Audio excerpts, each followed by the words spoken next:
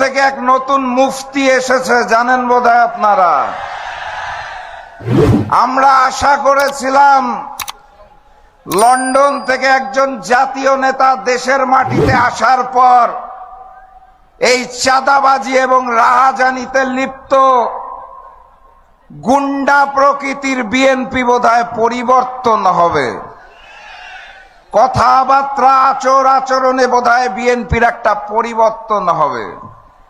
আমরা দুঃখের সাথে লক্ষ্য করলাম লন্ডন থেকে নেতা দেশে নামার পর বিএনপি পরিবর্তন হয় নাই, লন্ডনের নেতা নিজেই নতুন বিএনপি হয়ে গেছেন।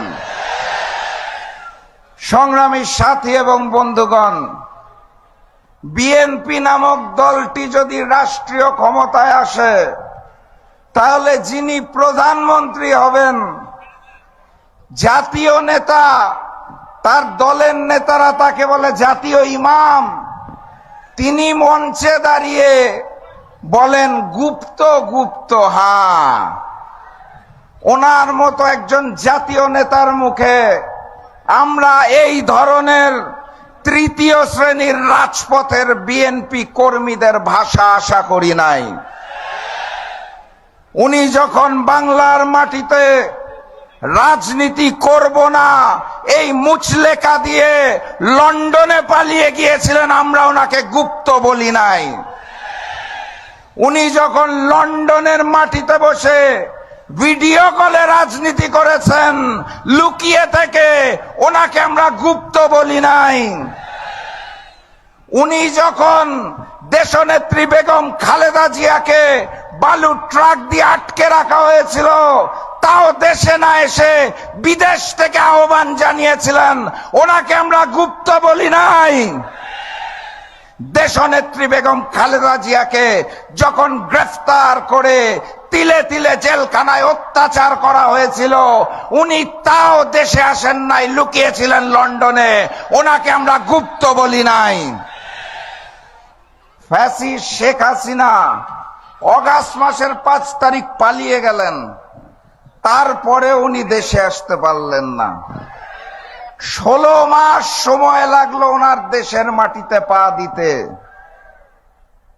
উনি লন্ডনে বসে বললেন দেশে আসার সিদ্ধান্ত নাকি ওনার একার না, কার কার সিদ্ধান্তে উনি চলেন, কোথায় কোথায় মুচলেকা দিয়ে নিজ মাতৃভূমিতে নামতে হয় সেটা উনি পরিষ্কার করেন নাই, ওনাকে তো আমরা গুপ্ত বলি নাই। ডিসেম্বর মাসের 25 তারিখ বাংলাদেশের মাটিতে নেমেছেন শুধুমাত্র নির্বাচনে অংশগ্রহণ করার জন্য, দেশপ্রেমের জন্য নয়। ক্ষমতার মসনদকে ভালোবাসেন, যিনি দেশকে ভালোবাসেন না তিনি প্রমাণ করেছেন। শেখ হাসিনা পালিয়ে যাওয়ার পর এই নিরাপদ বাংলাদেশে আসতো না, 16 মাসের বেশি সময় লাগে, তাও ওনাকে আমরা গুপ্ত বলি নাই। ডিসেম্বর মাসের 25 তারিখ দেশে নেমে উনি বলেছেন আই হ্যাভ আ প্ল্যান। সেই প্ল্যান কি সেটাও খুলে বলতে পারছেন না, গোপন প্ল্যান, তাও আমরা তাকে গুপ্ত বলি নাই। উনি মঞ্চের মধ্যে দাঁড়িয়ে জামাত এবং শিবিরকে উদ্দেশ্য করে বলেন গুপ্ত। আমাদের উচিত ছিল ওনাকে গুপ্ত বলা, কিন্তু রাজনৈতিক শিষ্টাচারে আমরা একটা জাতীয় মঞ্চ থেকে গুপ্ত বলতে পারি না, এটা জনাব তারেক রহমানকে শিখতে হবে।